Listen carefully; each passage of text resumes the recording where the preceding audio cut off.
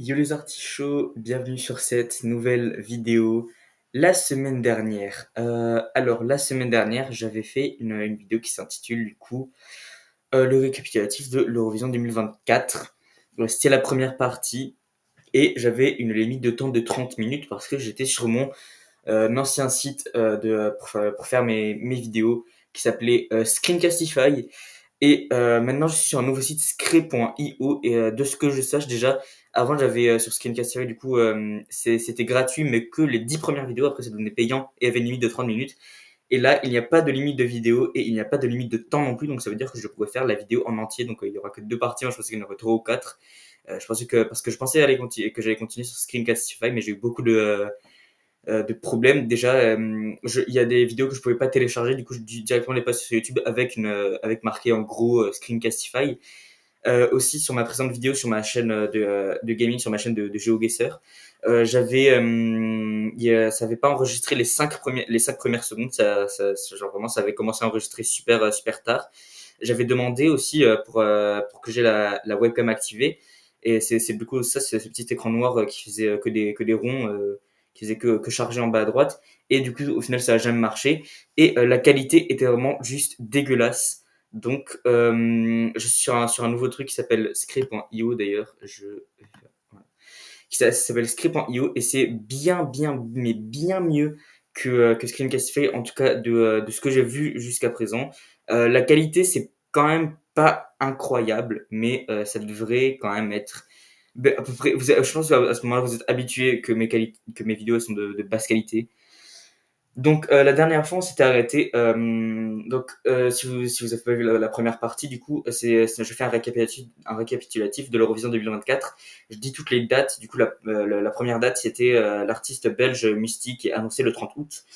Et du coup, je dis à chaque fois les dates de chaque chanson qui sort, de chaque gros événement pour l'Eurovision. Et la dernière fois, on s'était arrêté du coup le 19 février, le jour de sortie de la chanson de la Pologne, ainsi que de la Belgique. Et celle de la Belgique est sortie un peu en secret, elle était pas censée sortir ce jour-là. Les sorties, elle a été divulguée sur une chaîne belge. Et du coup, je suis prêt à continuer. Euh, alors, le 24 février, donc 5 jours plus tard, c'est Saint-Marin qui sort sa chanson. Alors oui, Saint-Marin participe, même si c'est un micro-État. Et normalement, les micro-États, ils aiment pas trop participer à l'Eurovision parce que quand tu gagnes l'Eurovision, tu dois après du coup faire le show. C'est dans ton pays que c'est l'Eurovision. Et quand tu es un micro-État, du coup, c'est plus compliqué de faire ça et t'as moins de budget, notamment Saint-Marin. Et c'est pour ça que du coup en général c'est un peu le pays gag, mais c'est aussi le pays joker, c'est-à-dire que c'est le pays même si tu viens du Népal, tu peux représenter Saint-Marin à l'Eurovision parce que c'est le pays joker, c'est le pays, peu importe d'où tu viens, tu peux le représenter. En gros, c'est un peu une bonus card, c'est un peu le pays reste du monde. Et au final, ils envoient quand même des chansons un peu nulles. Et cette année, ils ont envoyé des Espagnols. Alors oui, ils auraient pu représenter l'Espagne. C'est vrai que des Espagnols qui représentent. C'est vrai que quand tu représentes Saint-Marin alors que tu aurais pu aussi représenter ton pays, c'est dommage. Mais en fait, ils avaient déjà essayé de représenter l'Allemagne auparavant, le groupe Megara. Mais en gros, c'est juste qu'ils se sont fait refuser à la sélection nationale Benidorm. Donc, et j'ai déjà expliqué ce qu'était une sélection nationale et une sélection interne. Juste à expliquer vite fait vu que là on a tout le temps. Donc une sélection nationale, c'est quand un pays organise un mini Eurovision pour choisir qui va le représenter au vrai Eurovision. Du coup, par exemple en Espagne, en, en Espagne, juste là, en Espagne, cette sélection nationale s'appelle Benidorm Fest. Et du coup, il y a il y a 12 artistes espagnols qui tentent de représenter l'Espagne à l'Eurovision avec une chanson de leur choix. Et après, du coup, celui qui gagne le vote du jury et du public, qui est toujours 50-50, va à l'Eurovision. Il y a des rares occasions, il y a quelques exceptions dans les sélections nationales, comme Festival Congress en Albanie, où c'est juste le gagnant du public qui y va, et le gagnant tout court n'est pas forcément obligé d'y aller. Et Sanremo en Italie, qui existait avant l'Eurovision, et du coup, si tu gagnes Sanremo, tu peux dire que t'as pas envie d'aller à l'Eurovision, en gros, et du coup, si tu dis ça, c'est le deuxième qui va aller. Et c'est possible que du coup, dans une sélection de Sanremo, personne ne veuille aller à l'Eurovision, et là, du coup, ça veut dire que l'Italie doit malheureusement partir cette année. Ce sera un peu triste. Mais ça n'arrive presque jamais. La dernière fois que le gagnant de Sanremo n'a pas voulu aller à l'Eurovision, c'était en 2016, et du coup, c'est la deuxième place, Francesca Michelin qui est allée à la place. Et du coup, la chanson de Samara qui s'appelle Once Once, 11h11, et qui est une chanson rock, très très rock, et un peu bizarre. Ouais, c'est du rock particulier.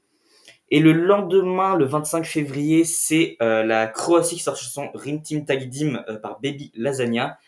Oui, le Baby Lasagna, oui. Et c'est dès que la chanson elle sort, c'est vraiment la préférée des fans. C'est notre sélection nationale, celle de la Croatie, c'est Dora, pas Dora l'exploratrice, Dora tout court.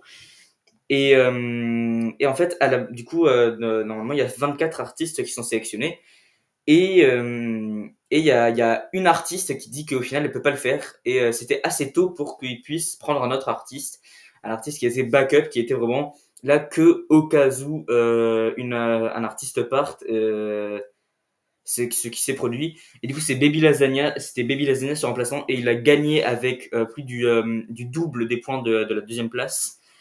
Et c'est devenu la chanson Rim Tim Taginim, la chanson préférée des fans. Les gens adoraient Rim Tim Taginim, c'est vraiment l'hymne de l'Eurovision 2024. Et du coup, il y a beaucoup de gens qui pensaient qu'ils allaient gagner. Mais est-ce qu'ils ont gagné au final? Eh ben, je vous dis pas forcément, sinon ça gâche un peu le suspense. Ensuite, le 29 février, le jour des années bissextiles, évidemment, hein, ce jour qui n'apparaît que une fois tous les 4 ans. Ce jour qui fait que les gens qui sont nés le 29 février 2016 ont 3 ans. Du coup, ce jour-là, il y a 3 chansons qui sortent. Donc tout d'abord celle de la Suisse qui est devenue immédiatement aussi grand préféré des fans. Pas la préférée, mais un grand préféré. Et la chanson s'appelle The Code et c'est par Nemo, comme le film Disney, oui, oui. Et si vous voulez savoir d'ailleurs, c'est un autre artiste non binaire comme Bambi Tug. Et moi je trouve ça un peu suspect que les deux artistes non binaires, Nemo et Bambi, soient aussi des personnages de Disney, Nemo et Bambi. Suspect. Moi je dis c'est suspect. Mais bref. Il y avait aussi la chanson des Pays-Bas qui est sortie. C'est la seule chanson d'ailleurs de cette Eurovision, fun fact, qui n'est pas sortie à une heure. À une heure carrée, par exemple, celle de la Suisse, c'était à 11h. Celle de la Croatie, je crois que c'était à 21h, peut-être. Les chansons sont souvent à 21h. Celle des Pays-Bas, elle est sortie à 16h54. Bon, pourquoi pas. Donc, 6 minutes avant la prochaine qui est sortie à 17h. Et celle des Pays-Bas est devenue, au final, la chanson qui deviendra la plus connue de cette Eurovision 2024. Tous les ans, il y a une chanson de l'Eurovision qui arrive à devenir une trend de TikTok ou au moins très très populaire sur les réseaux sociaux comme TikTok. Et cette année, c'était autour des Pays-Bas avec Europapa par Joost Klein. Vous avez probablement déjà entendu cet air Europapa. Euh, c'est chanté en néerlandais et c'est surtout utilisé pour des vidéos, en fait des vidéos qui font un peu d'honneur à l'Europe parce que cette chanson, c'est vraiment l'hymne au final de l'Union européenne, hein, on va pas se mentir. Ça devrait être ça, notre hymne. Et du coup, c'est une chanson qui parle d'unité, de tout le monde, tous les Européens en fait. L'Europe, c'est un continent sans frontières, l'Union européenne. L'Union européenne, c'est un seul pays séparé par les ethnies et seulement séparé par les ethnies. Et je trouve que le message est assez beau, même si personnellement, j'avoue, la chanson, c'est pas trop mon style. J'irai pas écouter ça tous les jours, mais c'est quand même un beau message. Enfin, la dernière chanson du 29 février, c'est la chanson la plus basique peut-être de cette Eurovision, c'est Chypre avec Liar par Cilia Capsis, qui est née à Sydney. Du coup, ça veut dire que c'est la deuxième année consécutive que Chypre envoie un artiste qui vient de Sydney, Australie. Je sais pas pourquoi. Et du coup, Cilia Capsis a 17 ans, c'est la seule mineure qui a participé à cette Eurovision, parce que oui, l'âge minimal, j'ai déjà dit, je crois, c'est de 16 ans. Ça, c'est depuis 1987, parce qu'en 1986, Sandra Kim avait gagné pour la Belgique en disant dans sa chanson qu'elle avait 15 ans. En réalité, elle en avait 13, donc c'est la plus jeune gagnante, elle a gagné à 13 ans. Et, euh, et du coup, pour éviter les mensonges d'âge, tout ça, et les problèmes de sécurité, ils ont dit, bon, t'as dit que t'avais 15 ans, en fait, t'en avais 13, mais on va dire que même si t'avais 15 ans, t'as pas le droit de rentrer. Maintenant, c'est 16, l'âge minimum. Et c'est toujours comme ça. L'année dernière, c'était la Grèce qui avait envoyé un Victor Vernikos qui avait 16 ans et qui maintenant en a 17 parce que ça fait un an qu'il a participé du coup. Oui, oui, je sais. Et l'année dernière, Celia Capsis avait 16 ans. Voilà, un peu de maths. Le 1er mars, c'est le mois vraiment de la deadline. C'est-à-dire que si ta chanson elle est pas sortie en mars, elle sortira jamais en fait. T'as pas le droit. Il faut absolument que toutes les chansons soient sorties. En général, c'est le 20 mars. Il faut que le 20 mars, toutes les chansons soient sorties. Du coup, en mars, c'est vraiment là où les choses s'accélèrent. C'est vraiment là où il y a limite des trucs tous les jours. Du coup, le 1er mars, on a deux chansons qui sortent et vraiment qui sortent très très tôt. Donc, une à minuit, l'autre à 1h du matin. Celle qui est sortie à minuit, du coup, dès que le 1er mars est arrivé, dès que mars est arrivé, ce pays s'est dit oulala, il faut qu'on se bouge le cul. Et c'était l'Autriche qui a envoyé leur chanson We Will Rave par Kalin, mais qui avait déjà fuité en janvier. Vraiment, je crois que toute la chanson à ce moment-là avait fuité en janvier. Donc au final, c'était une surprise pour personne que la chanson était un peu rétro, que c'était vraiment club 99. Et oui, c'est un peu une vibe quand même. Hein. C'est ambiance, c'est ambiance. Et après, il y a la chanson du Royaume-Uni qui est sortie 1 heure plus tard. Et la chanson du Royaume-Uni s'appelle Dizzy et c'est par Holly Alexander, qui est un artiste très connu pour être le chanteur du groupe Years and Years, qui reçoit encore maintenant des millions d'écoutes mensuelles sur Spotify. C'est vraiment un groupe, c'était un groupe très très connu au Royaume-Uni, notamment pour leur chanson King. C'est un groupe un peu électro et du coup le chanteur a commencé une carrière solo avec sa chanson pour l'Eurovision Dizzy. Et les gens ont pas très bien accueilli la chanson parce qu'ils trouvaient que c'était trop basique et que c'était trop en fait simpliste pour une personne aussi talentueuse que Holly Alexander. Euh, le lendemain, le 2 mars, on commence par la chanson de l'Islande qui est aussi sortie la nuit même, je crois.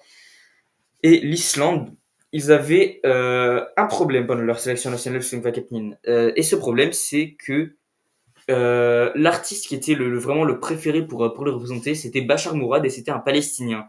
Et ça aurait causé énormément de problèmes parce que je vous rappelle que Israël participe à l'Eurovision et que aussi l'artiste qui représente le Luxembourg est israélienne, elle s'appelle Tali Golegrant. Et du coup, ça aurait causé énormément de problèmes. Mais au final, à la grande surprise, c'est pas Bachar Mourad qui a gagné la sélection. Et c'est pas les autres préférés non plus. En fait, c'est vraiment la moins préférée de toutes les choses. C'est Hera Björk qui avait déjà représenté l'Islande en 2010 avec sa chanson Je ne sais quoi en français, enfin partiellement en français. Et cette année, du coup, c'est Scared of Heights. Et même si ça fait 14 ans que sa dernière chanson pour l'Eurovision est sortie, on dirait que les deux, c'est exactement les mêmes. Hein. Et les deux, vraiment, on dirait qu'ils sont toutes les deux de l'Eurovision 2002. Et pas dans le sens, oui, c'est nostalgie, tout ça. C'est vraiment dans le sens, ça fait beaucoup trop vieux pour que ça marche. Vraiment, ça aurait peut-être marché en 2002 et encore. Mais là, c'est sûr que non. C'est sûr et certain, l'Islande ne va pas réussir. Et l'autre chanson qui est sortie le 2 mars, la Serbie qui était aussi une grosse polémique parce que du coup Bachar Mourad avait fini deuxième et la personne qui a fini deuxième dans la sélection serbe Pesma za Eurovision, c'est Breskvica qui avait envoyé une chanson qui s'appelle Gnezdo Orlovo et qui parle en gros que l'Albanie c'est un pays de connards en gros. C'est littéralement ça la chanson, c'est l'Albanie, ils veulent nous prendre le Kosovo parce qu'ils reconnaissent le Kosovo, ils disent que au Kosovo, c'est des gens albanais et du coup ils veulent l'indépendance du Kosovo. Mais nous, on ne veut pas que le Kosovo y passe parce qu'on pense que le Kosovo c'est à nous. Du coup, qu'est-ce qu'on va faire? On va faire une chanson qui parle du Kosovo. Cette chanson dit un méchant aigle noir essaie de me voler mon enfant. Bon, c'était pas très subtil, hein. L'aigle noir, l'Albanie, parce que le symbole de l'Albanie c'est un aigle noir. Le petit enfant, le Kosovo. C'était vraiment des paroles pas du tout subtiles et au final la chanson a fini deuxième. J'avoue que la chanson était en soi pas mal mais c'est juste que les paroles étaient vraiment un gros problème. Ça a causé tout le monde penserait que ça causerait de gros soucis à Belgrade parce que plein de gens ont dit qu'ils allaient se manifester. Au final il y avait 14 personnes qui se sont manifestées donc rien ne s'est passé à Belgrade. Tout va bien. Mais la chanson qui a gagné c'était Ramonda par Teyadora. Et si vous êtes indien, vous avez probablement déjà entendu cette chanteuse, Teyadora, avec sa chanson Janoum, qui est devenue énormément connue sur TikTok en Inde, avant que ce soit banni du coup. Janum, c'est une chanson qui était utilisée vraiment dans les courts-métrages indiens. C'était partout en Inde et du coup, que ce soit Theodora qui représente la Serbie, parce que moi, du coup, je connaissais déjà, je la connaissais déjà. Janum, c'était vraiment devenu la chanson serbe la plus connue de tous les temps en fait. Et de voir que c'était elle qui représentait la Serbie, ça m'a rendu très heureux. Très heureux. Je me suis dit, elle va vraiment envoyer quelque chose de dingue. Et ce chanson Ramonda, en effet, c'est quelque chose de dingue. Je dirais que c'est quand même pas aussi bien que Janum. C'est peut-être un peu plus répétitif et un peu moins entraînant. Par entraînant, je veux dire, elle fait des chansons tristes, donc ça peut pas vraiment être entraînant, mais c'est moins, ça donne moins d'émotion. Les paroles sont belles, tu peux les interpréter comme tu veux. Ça parle de, bon, un peu d'histoire. Euh, le Ramonda, c'est la fleur nationale de la Serbie.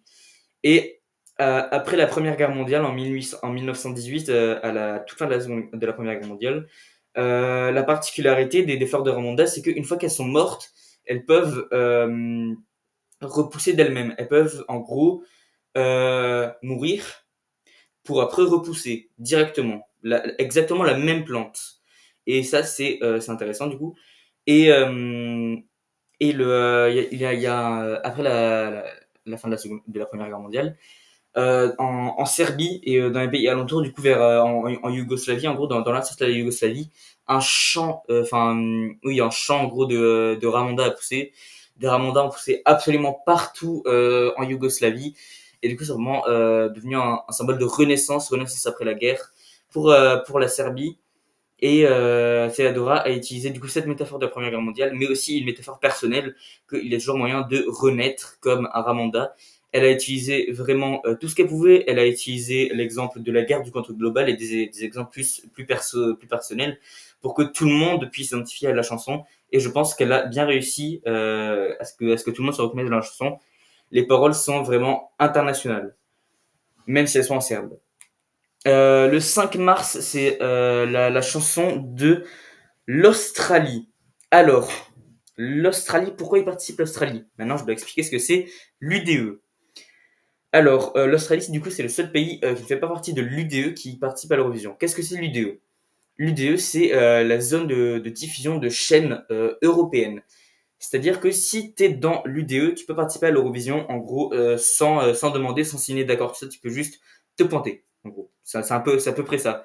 Tu dois quand même demander, faire des papiers de ça, pour pouvoir commencer à participer. Après, tu peux partir et revenir quand tu veux un peu, pour commencer à participer, mais c'est bien plus facile. C'est-à-dire que si tu fais pas partie de l'UDE, en gros, normalement, tu peux pas participer. C'est comme ça. La zone d'UDE, ça inclut tous les pays en Europe, sauf le Liechtenstein, le Vatican et le Kosovo aussi. Non, même le Vatican, c'est donc juste le Liechtenstein et le Kosovo, parce que le Kosovo, c'est techniquement pas vraiment indépendant. Plus les pays du Maghreb, sauf la Mauritanie, donc Maroc, Algérie, Tunisie, Libye, plus l'Égypte, plus Israël, c'est pour ceux qui participent, plus le Liban, la Jordanie et la Syrie, et la Turquie et le Caucase, et Chypre.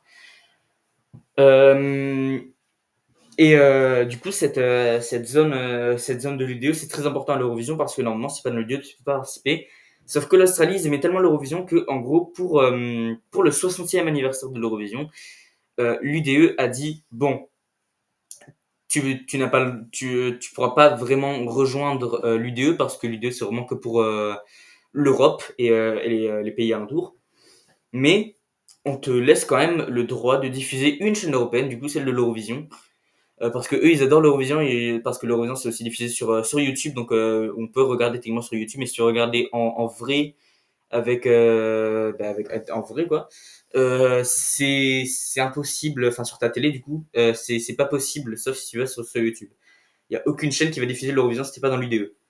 Mais en Australie, l'UDE leur a donné la permission de créer une chaîne pour diffuser l'Eurovision, et une chaîne du coup qui serait un peu qui diffuse les chaînes européennes. Et les chaînes européennes, forcément, c'est un peu c'est pas commercial, mais c'est juste que les chaînes européennes, c'est que à l'Europe et aux pays alentours. Donc techniquement, les États-Unis, ils peuvent pas participer à l'Eurovision, sauf si vraiment ils demandent à payer énormément d'argent pour pouvoir diffuser une chaîne européenne. Et c'est ce qu'a fait l'Australie. Et maintenant, ils sont à l'Eurovision. Et ils ont envoyé cette année la chanson One Milk Ali, c'est la première fois qu'ils ont envoyé une chanson partiellement en langue aborigène. Cette année, c'est le Yankuni Jajara par Electric Fields, un duo fait de Michael Scott et Zachariah, je ne connais pas son nom de famille, Zachariah. Et voilà, donc Zachariah, c'est une personne aborigène et qui fait partie des moins de 1000 personnes qui parlent couramment le Yankuni Jajara. Le 7 mars, donc 2 jours plus tard, c'est la Grèce qui sort sa chanson qui devient immédiatement un tube en Grèce. Tout le monde, tous les Grecs sont fiers d'elle parce que l'année dernière, ils ne se sont pas qualifiés avec Victor Varnikos, du coup celui qui avait 16 ans et qui en a maintenant 17, je rappelle. Ils ne s'étaient pas qualifiés. Et cette année, du coup, ils ont envoyé la chanson Zari par Marina Sati. Et elle est devenue très très populaire, c'était très très grec, ça montrait la vraie culture de la Grèce. Et ça parlait en gros des stéréotypes grecs et pourquoi ils sont vraiment pas vrais en fait, ils sont pas réels. Le 9 mars, 2 jours plus tard encore, c'était les 2 dernières sélections nationales, Festival de Canção et Melody Festivalen. Du coup, Festival de Canção, c'est la sélection nationale du Portugal et c'était l'avant-dernière du coup sélection nationale à se finir. Et c'est la grande favorite qui a gagné, Yolanda avec sa chanson Grito. C'était une surprise pour absolument personne, c'était sûr qu'elle allait gagner. Et pour la Suède, Melody Festivalen, c'est un show qui en Suède est plus connu que l'Eurovision, tellement c'est un show qui est énorme et qui est vraiment, il y a plein de diversité, c'est vraiment incroyable comme show. Malheureusement, c'est vrai que les chansons qui gagnent, c'est toujours un peu des copier-coller de celles des précédentes années. Et pour une fois, cette année, ça ne s'est pas passé comme ça parce qu'ils ont envoyé, parce que l'année dernière, du coup, la Suède avait gagné, et tout le monde s'est dit, ah, c'est bon, ils vont envoyer la même chanson que l'année dernière, un peu modifiée. Pas du tout. Ils ont envoyé une chanson disco, un disco un peu électro de ça. C'était franchement plutôt pas mal. Est-ce que c'est mieux que celle de l'année dernière avec laquelle Lauryn a gagné Tattoo? Non. Mais ils ont envoyé, du coup, Marcus et Martinus qui avaient fini deuxième l'année dernière. En général, c'est toujours ça, hein. En général, du coup, le gagnant de Melody Festival, c'est celui qui finit deuxième l'année précédente. Du coup, on imagine que l'année prochaine, c'est le deuxième, c'est ceux qui ont fini deuxième à Melody Festival cette année qui vont représenter la Suède. Et si c'est le cas, ce sera Medina, qui est un groupe qui chante en espagnol. Donc ce serait assez intéressant. Enfin, je crois que c'est en espagnol. Du coup, ce serait assez intéressant de voir la Suède envoyer une chanson en espagnol avant d'envoyer une chanson en suédois. Parce que oui, ça fait très longtemps que la Suède n'a pas envoyé de chanson en suédois. Et le lendemain, la chanson qui a fait le plus de polémique est sortie, c'était le 10 mars, et c'était la chanson, comme je vous l'ai dit, d'Israël. Je vous avais dit précédemment, du coup, qui participaient parce qu'ils sont dans la zone UDE, parce qu'ils sont aux alentours de l'Europe, tout ça. Et du coup, ils ont le droit de participer. La seule année où ils n'ont pas participé, en 1980, c'est l'année où le Maroc en a profité pour rejoindre aussi. Et il y a d'autres fois où, par exemple, la Tunisie a voulu rejoindre, et ainsi que le Liban, c'est les deux pays, la Tunisie et le Liban. Mais pourquoi ils n'ont pas été acceptés? Parce qu'ils disaient qu'ils ne voulaient pas diffuser les performances. En fait, ils diffusaient pas les performances israéliennes. Et pour participer à l'Eurovision, il faut du coup diffuser l'Eurovision en entier, pas skip des performances, tout ça. Et il y a même un pays comme la Jordanie qui, la première fois qu'Israël a gagné, ils sont allés aussi loin jusqu'à dire que c'était la Norvège et pas du tout Israël qui avait gagné. Donc voilà. Et du coup, celle de Israël qui sort par Eden Golan Hurricane. Euh, c'est une chanson qui est très belle, mais qui malheureusement parle de l'attaque du Hamas du 7 octobre.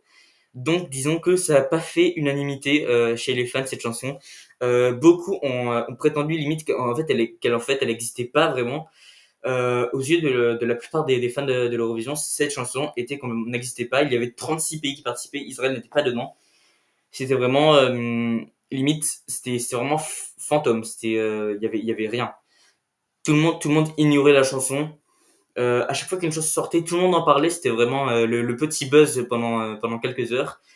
Celle d'Israël, ça n'a fait absolument aucun buzz. C'est plus tard que ça fera les buzz. Du coup, dans les pays pro-israéliens comme les États-Unis, tout ça, surtout là que ça va faire le buzz. Et c'est surtout là que les fans vont commencer à s'inquiéter que potentiellement Israël pourrait gagner, ce qui voudrait dire l'année prochaine l'Eurovision en Israël à Tel Aviv peut-être. Et ce serait vraiment pas très bon pour l'Eurovision parce que Israël c'est quand même un pays qui est majoritairement détesté par énormément de personnes. Le lendemain, le 11 mars, c'est la chanson de la Géorgie qui sort, Firefighter par Nutsa Bouzaladze. À ce moment-là, ça faisait 7 ans que la Géorgie ne s'était pas qualifiée. Et du coup, tout le monde disait il faut qu'ils se qualifient, surtout que l'année dernière, la chanson Echo par Hiru ne s'était pas qualifiée alors que tout le monde pensait qu'elle allait se qualifier.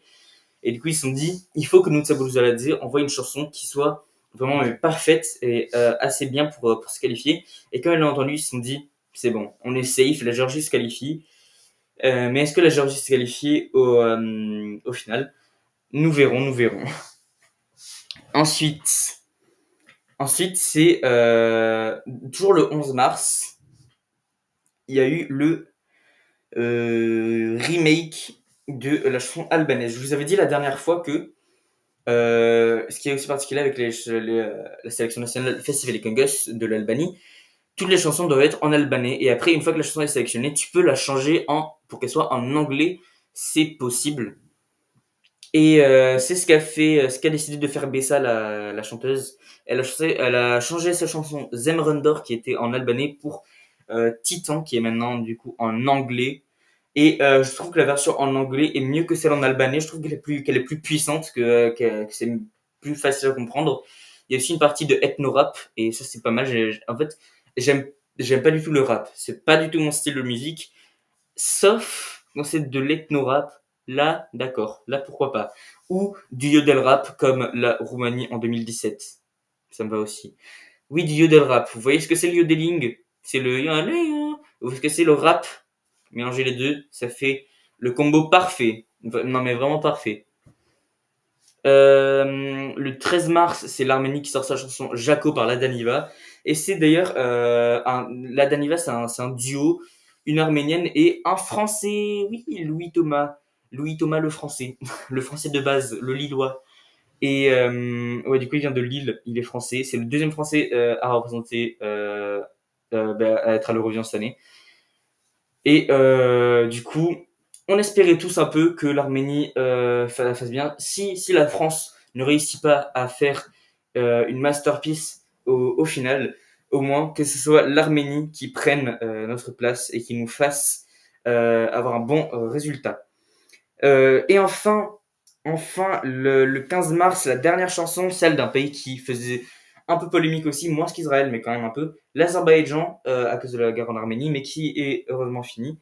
Donc, l'Azerbaïdjan sort sa chanson Özünle à part, qui est la première fois que la langue azérie apparaît à l'Eurovision. Oui, depuis 2008, l'Azerbaïdjan participe, depuis 2008. La première fois avec leur chanson Day After Day.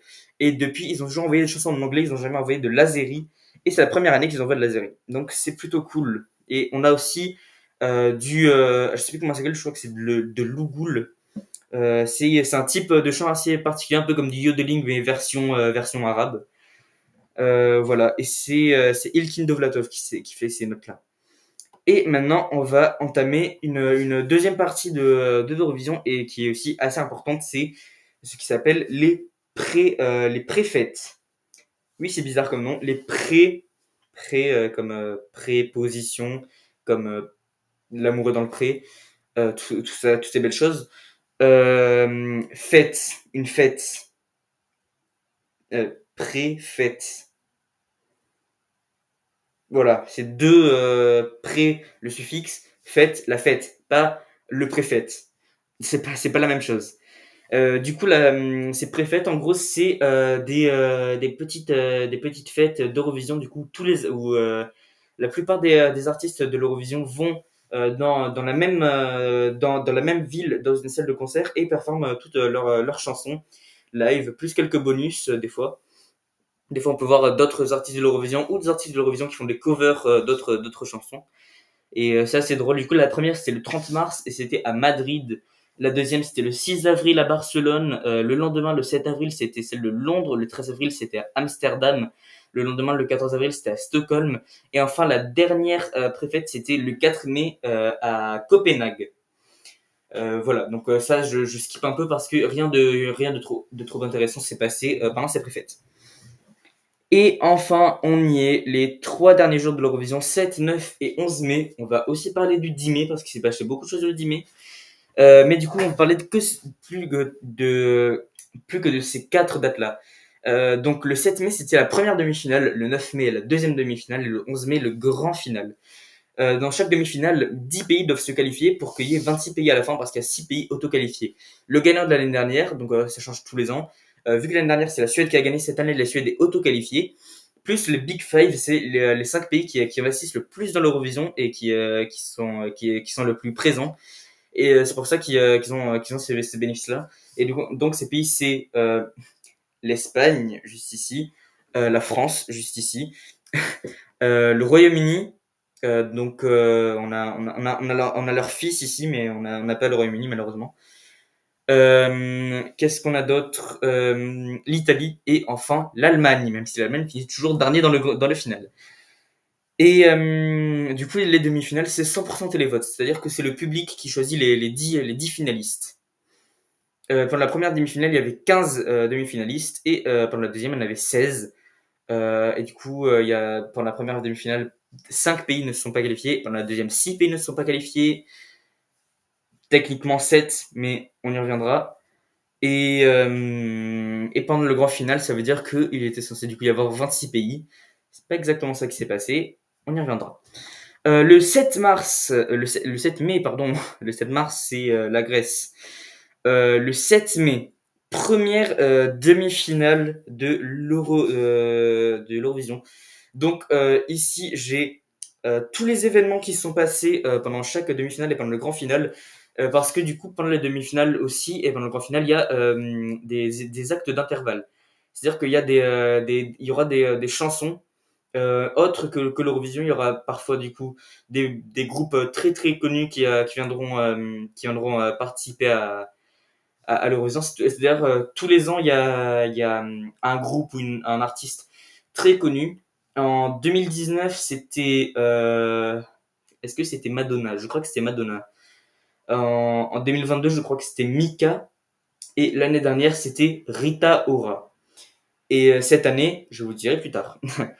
Mais c'est pendant le grand final, ça. Et pendant la demi-finale, il y a aussi du coup des présidents des artistes de l'Eurovision qui reviennent soit avec une nouvelle chanson, soit avec une autre chanson de l'Eurovision. Enfin bref, c'est plein de trucs comme ça. Et pour chaque demi-finale et pour le grand final, il y a aussi une chanson d'ouverture. Donc pour ouvrir le show, avant de balancer direct toutes les chansons de l'Eurovision, on fait une petite chanson d'ouverture. Ou plusieurs.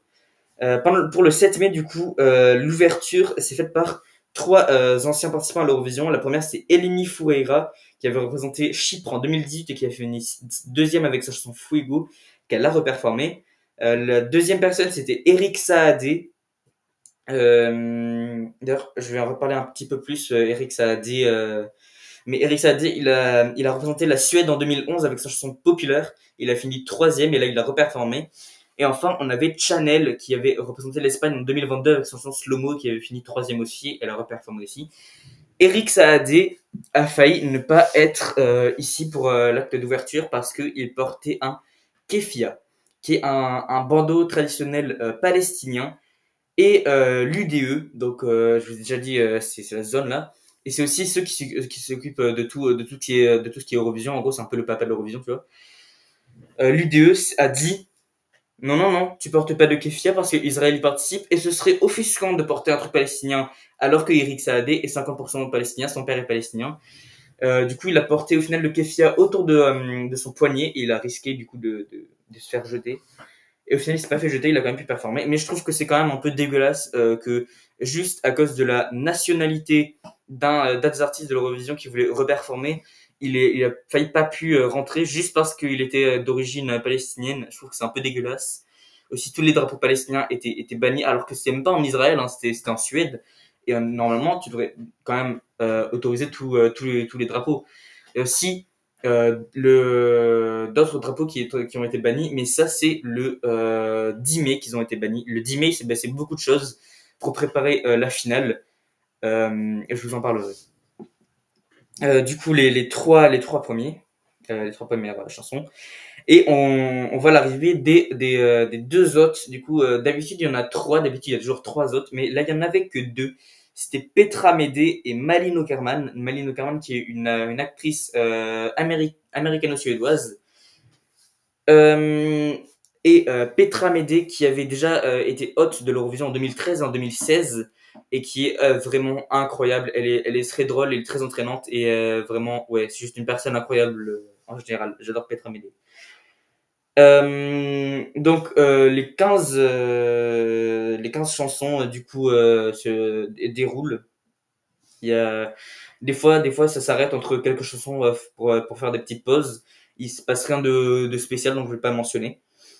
Du coup la première chanson qui est performée c'est qui ouvre le show, la première chanson officielle de l'Eurovision performée sur la scène de l'Eurovision, c'est celle de Chypre avec du coup Liar par Cilia Capsis. Il y a toutes les chansons qui passent. En deuxième, c'est la Serbie avec Ramanda. En troisième, c'est la Lituanie avec Lutek, puis l'Irlande, etc., jusqu'à la dernière chanson, celle du Luxembourg, donc Fighter par Tali Golegrant, qui est, je rappelle, du coup israélienne. Voilà. Le premier acte d'intervalle, c'est un ex-gagnant de l'Eurovision qui avait gagné 2 fois. Et c'est le seul homme à avoir gagné 2 fois l'Eurovision. La seule femme, c'est Lauryn qui a gagné du coup en 2012 et l'année dernière en 2023 avec Tattoo. En 2012, elle a gagné avec Euphoria. Et l'homme, c'est Johnny Logan qui avait gagné en 80 et en 87. En 80 avec What's Another Year et en 87 avec Hold Me Now. Et il est revenu du coup cette année, donc 37 ans après. Et il a chanté du coup la chanson Euphoria qui a été la première victoire de la femme qui a gagné 2 fois l'Eurovision. Du coup, un artiste qui a gagné 2 fois l'Eurovision, qui chante une chanson de l'autre personne qui a gagné 2 fois l'Eurovision, et j'ai trouvé ça vraiment beau. C'était une reprise magnifique, très émotionnelle, et il chante toujours aussi bien 37 ans plus tard. Et c'était un moment vraiment magique. Le deuxième acte d'intervalle, c'était un peu moins bien, parce que c'était Benjamin Ingrosso qui avait participé pour la Suède en 2018 et qui les avait fait finir 5e, il me semble. Même si tout le monde détestait la chanson, il a quand même réussi. Non, peut-être pas 5e, peut-être 6e, je crois, oui, 6e, mais bref. Donc Benjamin Grosso, il a performé 3 de ses nouvelles chansons, c'est une trilogie. C'est une trilogie. Il a performé le Seigneur des Anneaux version Benjamin Grosso et c'était ok. C'est vrai que autant Johnny Logan, limite 37 ans après, tu le reconnais encore un petit peu. Benjamin Ingrosso, ça fait 7 ans et tu le reconnais déjà plus. C'est vraiment déjà une personne complètement différente. C'est incroyable. Euh, Maintenant, c'est l'heure de révéler euh, qui sont tous les pays qui se sont qualifiés. Alors, le premier qui a été annoncé, parce que c'est annoncé dans un ordre complètement random, c'était la Serbie avec Ramanda par Teyadora. Je vous avais dit que j'aimais beaucoup la chanson, qu'elle est très émotionnelle. Et il y a aussi des probabilités pour l'Eurovision de qui va gagner, qui va se qualifier de ça. Et les probabilités avaient prédit que la Serbie ne se qualifierait pas, ce qui n'a pas été le cas. La deuxième chanson qui s'est qualifiée, c'était le Portugal avec Grito par Yolanda. Du coup, grand favori de Festival de Canção. Et je pense que ça a surpris un peu personne en fait. Enfin, moi, ça m'a surpris pour le coup. Le troisième pays qui a été annoncé, c'était la Slovénie avec Veronica par Raven. Du coup, Raven qui avait déjà essayé de représenter la Slovénie en 2016, 2017 et 2019. Toutes ces années-là, ces chansons étaient absolument adorées de tout le monde, hein, du public. Et du coup, les fans étaient très contents que la Slovénie envoie Raven. Et les probabilités avaient encore une fois dit que la Slovénie ne se qualifierait pas, ce qui n'a pas été le cas. Du coup, ça veut dire que les probabilités n'ont pas toujours raison. En plus, ils avaient dit qu'il y avait seulement 36% de chances que la Slovénie se qualifie. Est-ce que la Slovénie se qualifiait? Oui, monsieur. Ensuite, le quatrième pays annoncé, c'était l'Ukraine avec la chanson Teresa et Maria par Aliona et Jerry Hale. Du coup, cette chanson, je vous ai déjà dit la dernière fois, très belle chanson, très émotionnelle. J'aime beaucoup. Et ces 4 premiers pays qui ont été annoncés, c'était aussi mes 4 préférés pendant le show. Du coup, j'ai failli avoir une crise cardiaque quand les 4 ont été annoncés à la suite. J'ai cru que j'allais mourir. Oula, je vais trop loin. Ok.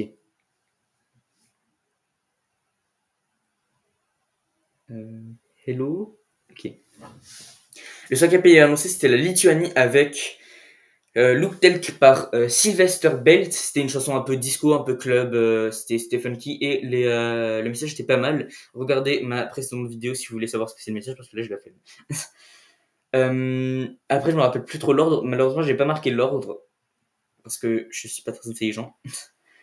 On n'a qu'à dire que le sixième pays qui a été annoncé, c'est la Finlande avec No Rules par Windows 95 Man, bien sûr, le fameux. Du coup, une chanson un peu drôle. L'année dernière, la Finlande avait fini deuxième avec Cha Cha Cha par Keirie. Et, euh, vraiment, tout le monde adorait cette chanson. Et du coup, tout le monde s'est dit, c'est bon, ils vont faire un copier-coller de Cha Cha Cha pour cette année. C'est ce qu'ils ont fait. Ils ont fait un copier-coller de Cha Cha Cha cette année, mais encore plus débile, parce que forcément, c'était une chanson un peu bête. Voilà, du coup, c'est juste un peu de fun. Et vu que c'est 100% le public qui choisit et pas les jurys qui se focus plus sur le niveau de la capacité vocale et les paroles, et si c'est des chansons un peu plus normales, classiques en anglais, c'est ce qu'ils préfèrent les jurys. Ou dans des langues latines comme espagnol, italien, français, ils aiment bien ces langues un peu belles comme ça. Euh, Ensuite, je vais regarder ma carte parce que je suis pas sûr de qui s'est qualifié, qui s'est pas qualifié.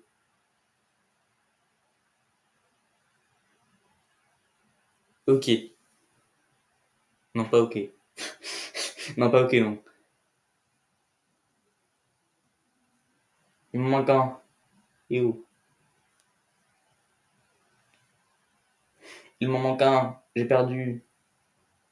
Ah si. Le septième pays qui a été annoncé pour se qualifier, c'était Chypre, du coup avec l'air par Sia Capsis, qui a ouvert le show. C'est une chanson vraiment classique, rien d'innovant forcément qui allait se qualifier. C'était très classique, ça plaît à tout le monde. Voilà. Le huitième pays qui a été annoncé, c'était la Croatie, le grand préféré avec Klim Tim Taglim par Baby Lasagna. Donc forcément, ça n'a pas été une grosse surprise qui se qualifie. Le neuvième pays annoncé, c'était l'Irlande avec Doomsday Blue par Bambi Tug. Du coup, la chanson un peu rituel satanique comme on a chaque année. C'était vraiment une chanson très particulière et je suis content qu'ils soient qualifiés parce que ça faisait 4 ans d'affilée que l'Irlande ne s'était pas qualifiée parce qu'ils envoyaient toujours des chansons un peu pop, tout ça. Et du coup, ils ont pris un risque et ce risque leur a valu une qualification après tant de temps. Du coup, j'espère que l'Irlande va continuer sur cette voie de un peu de folie. Et enfin, le dernier pays qui a été annoncé, c'était le Luxembourg avec Fighter par Tali Gaulle Grant. Une surprise pour personne, encore une fois. Euh, Du coup, les pays qui ne se qualifient pas sont l'Islande, forcément, avec Scared of Heights par Hera Björk. Je vous avais dit, c'était sûr et certain qu'ils ne se qualifieraient pas, ils ne sont pas qualifiés. Ainsi que la Moldavie avec In the Middle par Natalia Barbu, l'autre artiste qui est revenue. Du coup, elle avait déjà participé pour la Moldavie en 2007 et avait fini en 10e place. Et elle ne s'est pas qualifiée. Du coup, les deux seuls artistes qui étaient de retour, en toutes les deux participaient à la première demi-finale et ne se sont pas qualifiés. Euh, L'Azerbaïdjan non plus ne s'est pas qualifié avec Usine Léopard. Du coup, la dernière chanson qui est sortie, c'est un peu triste. Surtout que c'est la première fois que l'Azerbaïdjan envoie de l'Azérie et ils ne sont pas qualifiés. Donc, je pense ils vont un peu continuer sur leur voie de OK, on envoie que des chansons en anglais dans ce cas-là. C'est un peu triste. L'Australie également ne s'est pas qualifiée avec One Mil Kali par Electric Fields. C'est dommage. Mais j'imagine que ça plaisait pas forcément à tout le monde, les éléments un peu plus aborigènes. Voilà. Et enfin, le dernier pays qui ne s'est pas qualifié, du coup, c'était la Pologne avec The Tower par Luna. Et ça, c'est celle qui m'a le plus surpris parce que pour moi, la Pologne, en fait, c'est un peu similaire à la situation de Chypre. C'est-à-dire, la Pologne et Chypre, c'est deux pays qui sont vraiment très safe. Mais je me suis toujours dit, c'est sûr, il y en a un de deux qui va pas se qualifier, mais j'étais persuadé que c'était Chypre. Et quand j'ai vu que Chypre se qualifiait, je me suis dit, bon, ben, c'est mort pour la Pologne, quoi. Voilà, du coup, on va directement passer au 9 mai. Wouh, yeah, c'est la deuxième demi-finale. C'était là où mon gagnant personnel, je vous ai pas encore dit qui c'était la Suisse avec The Code par Nemo, mais mon préféré. Du coup, le 9 mai, c'est la deuxième demi-finale. Pour ouvrir la demi-finale, c'est Petra et Maline, du coup les autres, qui ont fait un cover un peu comique, un peu rigolo, un peu funny, un peu comique quoi. Euh, de Tattoo, du coup, avec la chanson avec laquelle la Suède a gagné l'année dernière en 2023. Ils ont fait version un peu vraiment, ouais, c'était drôle. C'est dur à expliquer, donc je vais pas essayer de le faire. Si vous voulez vraiment savoir, cherchez d'abord Tattoo, la version live, du coup, Eurovision 2023, Suède, Tattoo, version live. Et regardez la version du grand final. Et après, cherchez Deuxième demi-finale, Eurovision 2024, Petra et Malines, Tattoo Cover. Tattoo Cover comme l'émission. Et, euh, et regardez les deux, du coup, dans l'ordre que je vous ai dit. L'effet comique sera encore plus présent. Et activez les sous-titres aussi, parce que c'est dur à prendre des fois. Ok, donc la demi-finale se commence avec la chanson de Malte, Loop par Sara Bonici.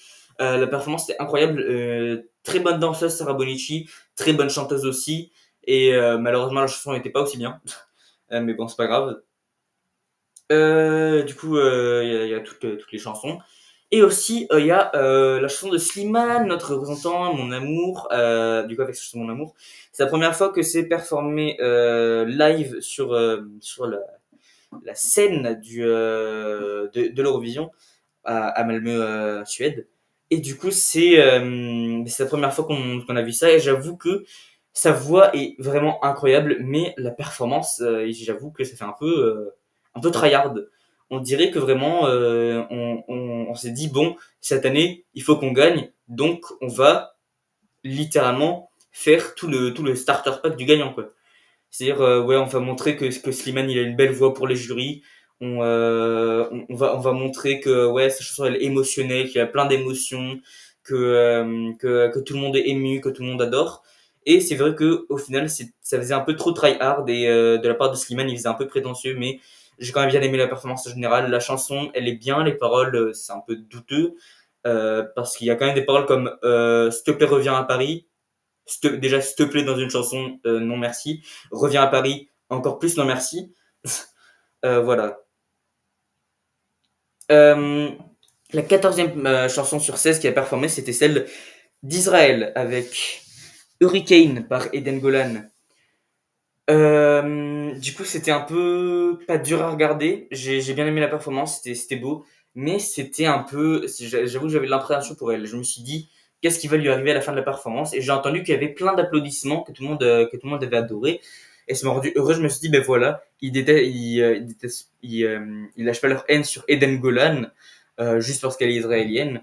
C'est vrai que c'est une artiste qui chante très très bien et elle a rien à voir avec ça. C'est pas elle qui a choisi les paroles, c'est le diffuseur israélien Cannes. Et en fait, c'est pas du tout ça qui s'est passé. Il se trouve que l'UDE de retour, ils ont rajouté en fait, ils savaient très bien que à la fin de la performance d'Israël, tout le monde allait huer, huer, faire que ça, faire des bouts. Et en effet, c'est ce qui s'est passé. Et du coup, qu'est-ce qu'ils ont fait les malins au montage et pour la télé, pour toutes les diffusions, ils ont rajouté des sons d'applaudissements. Mais genre vraiment rajouté au montage. C'était complètement ridicule, mais c'était tellement bien fait, on aurait tellement dit que c'était vrai. Mais c'est vrai que ça faisait vraiment trop.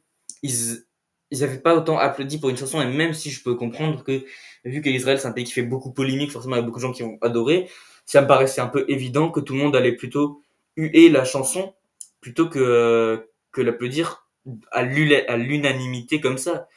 C'est vrai que c'est surprenant, mais moi ça m'a pas fait tilt dans ma tête de naïf. Je me suis dit bon ben c'est mignon. C'était pas mignon. C'était vraiment un peu pas hypocrite, mais c'était du mensonge. C'était clairement du mensonge. C'était du cachage de vérité. Et c'est un peu triste, ouais. C'est un peu triste. Et la dernière chanson de mon Dieu, de la demi-finale, c'est Europapa par Joost Klein, du coup un autre grand préféré qui est devenu très connu, surtout après la performance live. Tout le monde a adoré la performance live, c'était incroyable.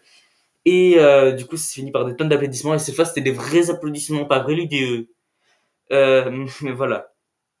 Du coup, moi, en tant que Français, je pouvais voter que pendant la demi-finale où performait la France, du coup la deuxième. La première demi-finale, je n'avais pas le droit de voter. Du coup, pendant la deuxième demi-finale, j'ai décidé de voter pour mon préféré, la Suisse. Parce que oui, la Suisse participait aussi. Voilà, c'est demi-finale. Du coup, euh, comme avant, du coup, il y a deux actes d'intervalle. Le premier, c'est le retour de trois ex-gagnants. Elena Paparizou, qui avait gagné pour la Grèce en 2005 avec sa chanson My Number One, qui a reperformé sa chanson. Du coup, les trois ex-gagnants, ils ont reperformé la chanson avec laquelle ils ont gagné. Et c'était version karaoké, c'est-à-dire que il faisait une parole, il chantait, l'autre c'était le public, machin, c'était un peu fun. Ensuite, on avait Charlotte Perrelli pour la Suède, qui avait gagné pour la Suède en 99. Et enfin, Serta Berener qui avait gagné pour la Turquie en 2003. Voilà. Le deuxième acte d'intervalle, c'était quelque chose d'absolument incroyable. Je ne sais même pas comment pouvoir le décrire. C'est Petra et Charlotte Perrelli, du coup, celle qui avait gagné en 99, qui font une chanson expliquant que en fait la Suède, ils aiment juste trop l'Eurovision et c'est pour ça qu'ils gagnent tout le temps parce que c'est le pays qui a le plus gagné l'Eurovision 7 fois, en même temps que l'Irlande. Ils ont dit que en gros, ils voulaient bien laisser un autre pays gagner pour cette année parce que sinon ce serait trop injuste et tout le monde penserait que ce serait la triche. C'était vraiment très très drôle. Ils ont aussi ramené Keiria qui avait participé pour la Finlande du coup l'année dernière et qui avait fini deuxième. Et ils ont dit voici à quoi ça aurait ressemblé un acte d'intervalle si ça avait été en Finlande. Et ils ont ramené des chanteurs traditionnels un peu yodeling finnois. Non, c'était pas du yodeling. C'était une chanson finnoise traditionnelle avec des gens déguisés en lapin. C'est vraiment le truc, la Laponie quoi. C'est la Laponie pure et dure. Et c'était très très drôle. Et avec Keiria qui est revenu du coup pour la Finlande, tout ça. C'était vraiment très drôle. Ouais.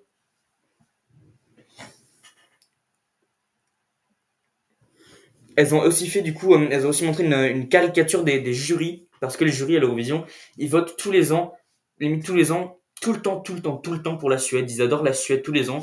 Et ils ont fait une caricature montrant des jurys un peu vraiment un peu atteints quoi, un peu débiles, qui disaient oui on vote pour la Suède, voilà. C'était drôle, c'était drôle. Ensuite, c'est du coup l'ouverture de la Green Room, là où tous les artistes vont se reposer après leur performance et du coup pour révéler qui va se qualifier. Le premier pays qui a été annoncé, c'était à la grande surprise la Lettonie. Tout le monde pensait qu'ils allaient pas se qualifier. Ils avaient seulement 13% de se qualifier selon les probabilités. C'était d'ailleurs le pays qui avait le plus de chance, le moins de chances pardon, de se qualifier. Et ils ont réussi quand même. Ça faisait 7 ans, également comme la Géorgie, que la Lettonie s'était pas qualifiée. Et ils ont réussi à battre leur streak. C'était assez beau quand même. Ouais. C'était plutôt cool, ouais. Je me rappelle plus du tout l'ordre. Donc il y avait également l'Autriche avec Oui Oui le Rave par Kalin. Il y avait la Norvège avec Ulveham par Gauthier. Il y avait la Géorgie avec Firefighter par Nocebo Zeladze. Je vous avais dit que du coup elle avait une grosse beaucoup de poids sur ses épaules parce que elle devait faire qualifier la Géorgie, sinon il risquait de partir l'année prochaine. Est-ce qu'elle a fait ça? Mais bien sûr qu'elle l'a fait. Cinquième qualifié, du coup, il y avait la Grèce avec Zari par Marina Sati. Il y avait la Suisse, évidemment, avec The Code par Nemo. Il y avait l'Estonie avec le nom de chanson le plus long qui ait jamais performé à l'Eurovision. Nendes Narcotic Humides Taitea Mekul Midagi. Ils sont qualifiés aussi. C'est une chanson un peu fun, fun tout ça. Les Pays-Bas sont qualifiés avec Europapa par Jos Klein. Ça, c'était vraiment pas une grosse surprise du coup. Euh, euh, Israël s'est qualifié avec Hurricane par Eden Golan. Même si la chanson se fait huer et tout, Israël a énormément de fans à travers l'Europe. Et c'est vrai que ça ne me surprend pas trop. Et l'Italie, je dirais plus tard, ça pardon. Et le dernier pays qui a été annoncé, c'était l'Arménie avec Jaco par la Daniva. Voilà. Du coup, tous les pays qui ne se sont pas qualifiés, il y avait l'Albanie avec Titan par Bessa. Il y avait Malte, ceux qui ont ouvert la demi-finale, avec Loop par Sara Bonucci. Il y avait Saint-Marin, du coup, avec Once Once par Megara. Ça, j'ai marqué. Le Danemark avec avec Send par Saba, qui est aussi une île qui appartient aux Pays-Bas dans les Caraïbes. Saba qui a d'ailleurs une sœur jumelle, fun fact. La Tchéquie avec Pedestal par Aiko. Et le plus surprenant d'entre eux, la Belgique avec Before the Party's Over par Musti. J'avoue que j'étais très surpris que la Belgique ne soit pas qualifiée, mais vraiment, les 10 qualifiés pour moi c'était évident et la Lettonie en faisait pas partie. Donc quand la Lettonie est passée, je me suis dit, il y en a forcément un qui va passer à la trappe. Et moi, pendant un long moment, je me suis dit, c'est l'Estonie qui va passer à la trappe. Quand je vu que l'Estonie se qualifiait, je me suis dit, bon, ben, j'aurais espéré que ça n'arrive pas, mais c'est la Belgique, c'est sûr. Leur performance, c'était pas vraiment pas incroyable, c'était très. Il y avait pas assez d'émotion sur scène, c'était vraiment. Ça exprimait pas du tout ce que la chanson voulait dire, c'était complètement bordélique. Et c'est vrai que c'est logique maintenant qu'ils ne soient pas qualifiés, mais quand même, je suis assez surpris parce que cette chanson avait énormément de fans. Et au final, ils ne sont pas qualifiés. C'était même pas des borderline, c'était même pas 11e dans la demi-finale. Ils sont pas qualifiés de très très loin. Euh, le 10 mai, le 10 mai, quelle journée de merde. Le 10 mai, beaucoup de choses se sont passées pour que l'UDE et Israël se fassent haïr, mais vraiment, mais haïr. Déjà, des journalistes israéliens ont filmé énormément d'artistes sans leur consentement. Ils ont fait des commentaires très vulgaires sur beaucoup d'artistes. Par exemple, sur Musti, du coup, qui ne s'est pas qualifié, ils ont dit que. Je me rappelle plus exactement ce qu'ils ont dit, mais en gros, ils ont fait des blagues par rapport à sa performance qui était pas ouf. Bambi Tug et Nemo, ils se sont foutus de leur gueule parce que c'est des non-binaires. Marina Sati, je crois qu'ils se sont foutus de sa gueule aussi parce que elle était mal habillée ou je sais pas quoi, que ses habits étaient vraiment dégueulasses, qu'elle s'était habillée dans une poubelle, je sais pas quoi. Vraiment des trucs comme ça. Et aussi des journalistes israéliens qui ont aussi agressé des gens qui travaillaient pour l'Eurovision en Espagne. Et du coup, l'Espagne a directement, et plus du coup, les pays des gens qui se sont fait vraiment discriminer, du coup, l'Espagne, l'Irlande, la Suisse, la Belgique et la Grèce, les 5 pays plus d'autres comme la Lituanie, ont, ont demandé en gros à exclure Israël. Le 10 mai, c'était le show des jurys, c'est-à-dire que c'est le jour où les jurys devaient choisir pour qui ils allaient voter. Donc les jurys, dans chaque pays, il y a des jurys. Et tous les pays qui participent à l'Eurovision, du coup les 37 pays ont leur propre jury qui choisit à quel autre pays donner des points. Ils peuvent pas voter pour eux-mêmes, ils doivent donner 12 points, donc de 1 à 8 points à 8 pays différents. Du coup, au 9e pays, ils donnent 10 points et au dernier pays, ils donnent 12 points. Du coup, 12 points, c'est le maximum. Et 12 points, ça veut dire que en gros, t'as déjà 12 points d'avance sur les autres. Enfin, 2 points d'avance sur les autres, ce qui est déjà bien. Et du coup, c'était ce moment-là où tous les artistes qualifiés dans la finale, ils présentent leur chanson au jury. Et Slimane a fait quelque chose de risqué. Il y avait un moment dans sa chanson qui est a cappella, et au lieu de chanter normalement, il a même pas chanté, il a juste fait un message par rapport à l'unité et que c'était un peu que l'UDE avait complètement gâché ça. Et le plus gros événement du 10 mai et qui a causé vraiment toute cette horde, toute cette discorde, c'était la disqualification des Pays-Bas à l'Eurovision.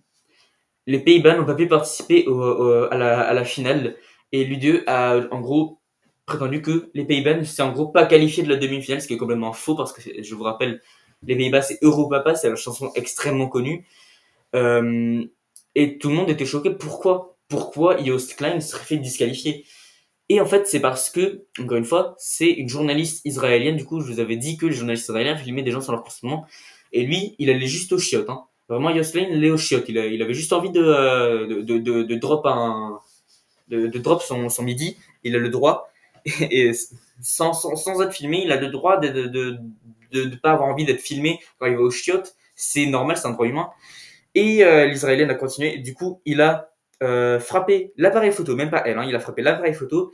Et du coup, c'est pour ça qu'elle a en gros un peu porté plainte contre l'UDE. Elle a dit oui, mais ce serait bien que les Pays-Bas se disqualifient. Et vu qu'elle était israélienne et que Israël maintenant c'est les chouchous de l'UDE parce que c'est un pays un peu protégé et tout, ils ont dit d'accord, on fait ce que tu veux, Israël. Les Pays-Bas, tu dis qu'ils ont été. Joost Klein, tu dis qu'il a été méchant alors que c'est complètement faux. Parce que c'est toi qui as été une grosse. Une grosse. Du coup, on va bannir les Pays-Bas parce que pourquoi pas? Parce que c'est fun, parce qu'on a une raison valable, parce que ça vient d'Israël. Et juste à cause de l'Israël, il y a eu énormément de plaintes dans plein de pays. Les Pays-Bas se sont fait disqualifier. La finale d'Eurovision s'est passée en énorme tension, en panique. Beaucoup de choses ne sont pas passées comme prévu. Des drapeaux, le drapeau de l'Union européenne, du coup, a été banni. Parce qu'ils ont dit, oui, mais ce serait un symbole de protestation contre la disqualification de Joost Klein, parce que cette chanson, ça parlait de l'Europe, et du coup, ramener un drapeau de l'Europe, ce serait méchant. Non, non, non, ben non. Ben non, du coup. Et ils ont aussi banni les drapeaux non binaires et les drapeaux LGBT parce qu'ils ont dit que c'était trop politique, parce que les gens israéliens, ils ont dit oui, non, mais les gens qui transportent des drapeaux non binaires, c'est pas des vraies personnes. En gros, t'es soit homme, soit t'es femme, t'es pas non binaire. Et du coup, l'UDE, ils ont dit d'accord, tout ce que tu veux Israël, on bannit le drapeau non binaire aussi, le drapeau LGBT, tout ça. Et du coup, on s'est retrouvé avec une finale où les gens du coup LGBT et les gens européens n'avaient pas le droit de se proclamer. Et du coup, au final, on s'est retrouvé avec quoi? Avec des gens qui faisaient la gueule dans tout le public, des gens qui huaient à chaque fois qu'ils entendaient Israël. On s'est retrouvé avec une énorme discorde dans la foule. Tout ça à cause de l'IDE et d'Israël. Merci. Le 11 mai, quand même, la finale s'est quand même passée parce qu'il y a un moment où on s'est même demandé s'il serait pas la fin de l'Eurovision, si vraiment il y aurait pas de de finale à ce point. Il y a des artistes qui ont dit qu'ils se pointeraient pas le jour de la finale. C'est pas comme ça que c'est passé, heureusement. Du coup, ça commence la finale par la princesse de Suède qui souhaite une bonne chance à tout le monde. Et elle était d'ailleurs présente au show également. Du coup, c'était drôle. Les autres, évidemment, Petra Mede et Malin de Carman arrivent. Pour ouvrir la finale, c'est Björn Skifs qui performe cette chanson Hooked on a Feeling, qui est une chanson qui apparaît dans un Tarantino. Voilà, fun fact. Et là, c'est la parade des drapeaux en grand moment, du coup, où déjà est révélé l'ordre dans lequel les artistes vont performer, parce que c'est l'ordre. Et on voit les artistes marcher sur la scène, chaque groupe ou chaque artiste solo, du coup individuellement, qui marche à travers la scène en agitant le drapeau de leur pays, et d'autres s'ils veulent. Par exemple, je crois que c'est l'Australie qui a ramené un drapeau aborigène. C'est la Suisse qui a réussi à ramener qui a réussi à ramener un drapeau non binaire. Ils l'avaient caché dans l'artiste Nemo l'avait caché dans sa veste et il a réussi quand même à le sortir le drapeau non binaire. Et du coup, l'UDU ils étaient pas contents, mais ils ont dit bon, ben on va pas essayer de s'attirer plus d'ennuis vu que Israël ils ont pas porté plainte contre la Suisse pour avoir ramené contre Nemo pour avoir ramené un drapeau non binaire. On fait rien. On fait tout aux ordres d'Israël. Hein. Israël, c'est les petits presses. Euh, du coup, la parade des drapeaux, il y a tout le monde qui agite leur drapeau, ils sont tous super excités évidemment. Après à peu près une demi-heure, je dirais, la première chanson, du coup celle des autres, c'est de la Suède et performée pour ouvrir la finale. Celle de la Suède, du coup un peu disco de ça, Unforgettable, c'était plutôt cool. Donc la chanson numéro 5 à la base ça devait être les Pays-Bas, du coup Europapa. Et du coup on s'est dit ben la chanson numéro 6 celle d'Israël, voilà, va prendre la cinquième place. Non, ils sont vraiment passés de la chanson numéro 4 à la chanson numéro 6. Il n'y avait pas de numéro 5, le numéro 5 voilà. Et ils ont dit que n'importe quelle personne qui essaierait de voter pour le numéro 5, euh, parce que ça coûte cher de voter, ça coûte 1 euro.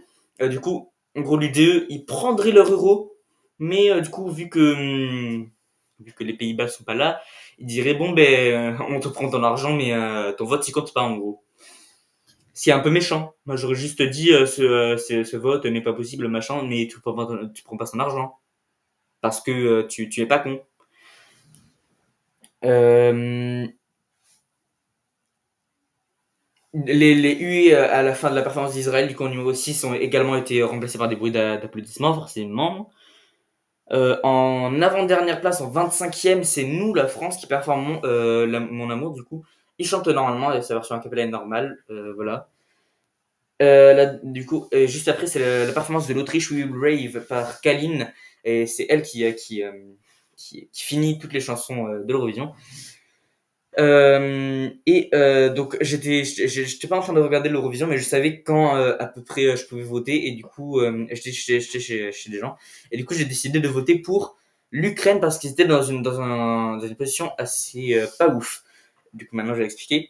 La deuxième place à l'Eurovision, c'est toujours la pire parce qu'en général, quand tu viens juste après la première chanson à performer et que tout le monde est encore en train de parler et encore choqué de la première performance, la deuxième performance passe à la trappe et tout le monde l'oublie assez vite du coup parce que avant les votes s'ouvraient à la fin du show une fois que toutes les chansons ont performé et du coup, ben, normalement, encore une fois, normalement, les chansons qui passaient vers les premiers étaient vite oubliées. Et surtout celles qui passaient en deuxième, parce que la première chanson en général tu l'oublies pas, et du coup c'est celle d'après que tu oublies, et notamment la deuxième, et la deuxième en général du coup, je crois que c'est jamais arrivé qu'une chanson qui performe en deuxième place gagne. Ce qui est un peu fou, on va pas se mentir. Et du coup, vu que c'était l'Ukraine qui avait cette place-là et que j'adorais la chanson de l'Ukraine, c'est mes deuxièmes préférés, juste en dessous de la Suisse. Je me suis dit, c'est mes deuxièmes préférés, je peux quand même voter pour eux pour un peu compenser. Et je sais que de toute façon, la Suisse va avoir un bon résultat même sans mon aide. De toute façon, je contribuerai qu'à un seul vote. Donc, je pense que s'ils perdent un vote, de toute façon, ce sera pas très très grave non plus. Euh, le premier acte d'intervalle, du coup, c'est ceux des stars. Euh, oui, c'est celle des stars. Et tout le monde pensait que la star cette année ce serait ABBA, le groupe ABBA, qui fête leur 50e anniversaire en Suède, leur pays d'origine. Parce qu'ils avaient gagné en 1974, donc il y a 50 ans, à l'Eurovision à Brighton, au Royaume-Uni. Voilà. Et au final, non, c'était pas du tout ABBA, c'était Alcazar avec leur chanson Crying at the Discotheque. Du coup, c'était vraiment les actes d'intervalle des gens connus. Ils deviennent de pire en pire. C'est de moins en moins des gens connus en fait, parce que Alcazar, peut-être que tout le monde connaissait en 1986, mais maintenant je suis pas sûr. Le deuxième acte d'intervalle, c'est encore trois gagnants précédents. Du coup, encore Charlotte Perrelli, 99, elle est très présente elle. Carola qui avait gagné pour la Suède en 91 et Conchita Wurst qui avait gagné pour l'Autriche en 2014, femme trans, femme à barbe aussi du coup. Et elles font un cover de Waterloo par ABBA, du coup, la chanson avec laquelle ABBA avait gagné en 74. Voilà. Et le troisième et dernier acte d'intervalle, et ça c'est toujours le cas, c'est le cas la plupart du temps, c'est le gagnant de l'année dernière doit performer soit sa chanson encore, soit une nouvelle chanson.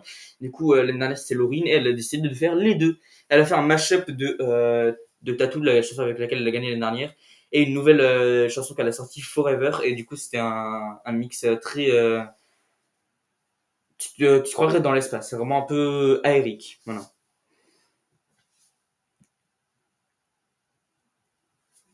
Les votes des jurys sont annoncés. Voilà. Euh, donc, ceux qui finissent dernier du vote du jury, c'est l'Estonie qui en reçoivent que 4 points. Donc, pour recevoir 4 points, ça veut dire qu'ils ont eu 2 points de l'Autriche et de l'Australie, il me semble. Il me semble que c'est eux qui leur ont donné des points. Non, je sais plus du tout. Je crois que c'est l'Italie et l'Australie peut-être. L'Australie c'est sûr et non l'Autriche. Je crois. Hein. Il me semble que c'est l'Australie et l'Autriche du coup qui ont chacun donné 2 points. Donc 2 points ça veut dire que c'est ton neuvième préféré. Donc en gros l'Estonie c'était vraiment pas du tout pour les jurys. Ceux qui gagnent, non ceux qui finissent en troisième place du jury c'est la Croatie, le grand préféré du public, et personne pensait que les jurys allaient aimer parce que c'est pas du tout leur style de musique, mais ils ont kiffé. Ils leur ont donné 210 points à la Croatie, donc c'est quand même énorme. Suivi d'assez près en deuxième place par la France, et nous, on a fini deuxième avec les jurys avec 218 points. On avait 8 points d'avance sur la Croatie seulement. Et c'est la Suisse qui gagne le vote des jurys. Donc moi, j'étais assez content parce qu'en plus, ils ont gagné avec une grande avance, 365 points. C'est autant de points que de jours d'attente pour l'Eurovision. Et, et voilà. Du coup, c'était assez insane. Et j'avoue que j'étais très content. Et ensuite, c'est du coup le vote du public. Le grand, grand, grand perdant des jurys, l'Estonie, reçoit 33 points du public, ce qui veut dire qu'ils ont échappé à la dernière place de justesse. Une grosse, grosse, grosse surprise. Euh, c'est le Royaume-Uni qui reçoit 0 point. Ça veut dire que personne sur la terre entière n'a voté pour le Royaume-Uni. C'est un peu triste au final. Parce que je vous rappelle que du coup, il y a des milliers de personnes qui votent. Et dire que sur des milliers de personnes qui votent, il y a absolument son père qui a voté pour le Royaume-Uni. Alors qu'en plus, c'est un artiste très connu, Holly Alexander, dans le monde entier. C'est quand même très très très ironique. Et moi, je trouve ça très drôle. Voilà. Euh, la Norvège avait reçu 12 points des jurys, donc pas ouf non plus. Et ils ont reçu 4 points du public, donc ça fait un total de 16 points. Et ça veut dire que du coup, ils ont fini tout dernier de la finale. Et c'est la, je crois, 19e fois ou 12e, je sais plus. Enfin, entre 12 et 19e fois. Je dirais que c'est la 19e fois pour faire un peu plus épique et dramatique. Qui finissent dernier dans un grand film, dans une finale. Et c'est le pays qui a fini le dernier le plus de fois dans la carrière. Et ils finissent dernier encore une fois. Du coup, c'est très triste. Pauvre Norvège. Euh, à 26 points près, la Grèce manque le top 10. Elle ne se fait pas, ne rentre pas dans le top 10. Et se fait battre du coup de 26 points par le Portugal qui gagne la 10e place. Euh, donc, donc,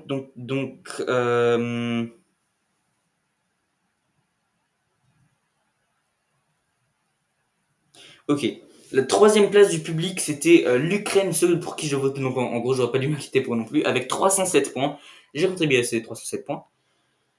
La deuxième place, c'est c'est Israël, avec 323 points.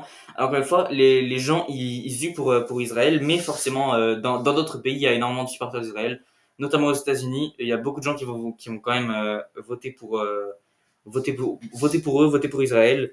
Et voilà. Et enfin, du coup, non, d'abord, le gagnant des jurys, c'était la Suisse, et eux, ils ont reçu 226 points du public. Je vous rappelle que l'Ukraine en a reçu 307, et au final, ils ont fini en cinquième place du public. Le quatrième, c'était nous, c'était la France, avec 200 et quelques points. Peut-être 250 et quelques, je crois.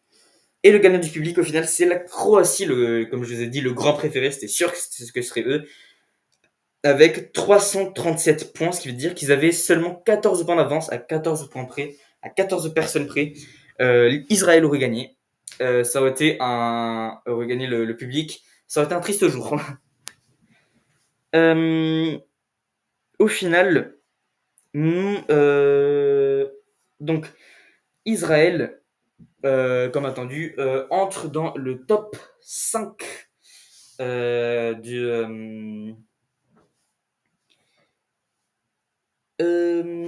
de j'arrive pas de l'Eurovision sous les UE forcément. Une autre personne qui a reçu les UE, c'est Martin Sardal, qui est du coup en gros le directeur de l'UDE. Et je me rappelle que j'ai oublié un autre d'intervalle. C'est une chanson qui a été faite par une femme qui travaille à l'UDE. C'était une chanson en gros, ouais, Martin Sardal est trop sexy tout ça. Alors que du coup Martin Sardal, il se faisait un peu haïr par tout le monde, il se fait huer et tout. Du coup, c'était pas la bonne journée pour elle. La France finit en quatrième place. Wouh, on finit dans le top 5 encore une fois. C'est la deuxième fois cette décennie. Donc très très heureux. Franchement, je m'attendais même pas à ce qu'on rentre dans le top 5. Je suis vraiment très surpris. Je pensais qu'on allait finir peut-être en septième place, un truc comme ça. Et ben non, on a avec du coup la disqualification des Pays-Bas, l'incroyable performance de Slimane, les votes du public très très partagés entre la Croatie et Israël, on a réussi à se fourrer une petite quatrième place, pas déplaisante. Euh, en troisième place, l'Ukraine, donc très content pour eux. C'est la je sais pas combienième fois d'affilée qu'ils finissent dans le top 10, c'est la quatrième je crois. Donc pas aussi impressionnant que l'Italie, que l'Italie, parce que l'Italie ça fait 6 ans, 7 ans d'affilée qu'ils finissent dans le top 7. Et cette année ils ont fini 7ème, donc c'est leur pire résultat depuis 7 ans. 7ème leur pire résultat depuis 7 ans. Hein. Voilà. En deuxième place, c'est le gagnant soit des jurys, soit du public. Je vous rappelle que le gagnant du public, c'est la Croatie, le gagnant du jury, c'était la Suisse. À votre avis, qui c'est qui finit en deuxième place? Et ben c'est ben là du coup je vous laisse faire le calcul parce que je vous ai donné le nombre de points que chaque pays a reçu. Si vous avez été assez rapide, si vous voulez revenir en arrière, faire les calculs de ça pour essayer de trouver qui a gagné, je vous laisse le faire. Mais en attendant, je vous laisse 5 secondes. Le pays qui a fini en deuxième place, c'était le gagnant du public, la Croatie, avec Rintim Taglim, le grand préféré, qui était aussi le préféré des probas, qui avait dit qu'il y avait 52% de chances que la Croatie gagne. En deuxième place des probas, c'était Israël. Et en troisième place des probas, c'était le vrai gagnant, la Suisse. Du coup, c'est la deuxième fois que le gagnant du public finit en deuxième place. C'est la deuxième année d'affilée. Et c'est le gagnant des jurys, la Suisse, qui emporte le trophée après 36 ans sans gagner. La Suisse obtient sa troisième victoire. C'est le premier pays à gagner et cette année c'est le dernier pays à avoir gagné. Donc c'est assez beau. On commence par la Suisse, on finit par la Suisse. Et c'est aussi beau qu'un pays aussi neutre que la Suisse ait gagné dans une année aussi chaotique que celle-ci. Nemo devient du coup le premier artiste non binaire à gagner l'Eurovision. Et par la même occasion, il brise par excitation le trophée, ainsi qu'il pète son pouce aussi. Donc, yes. Hein. Et moi, j'aimerais juste dire félicitations à nos voisins de l'Est, à la Suisse, au petit neutre. Moi,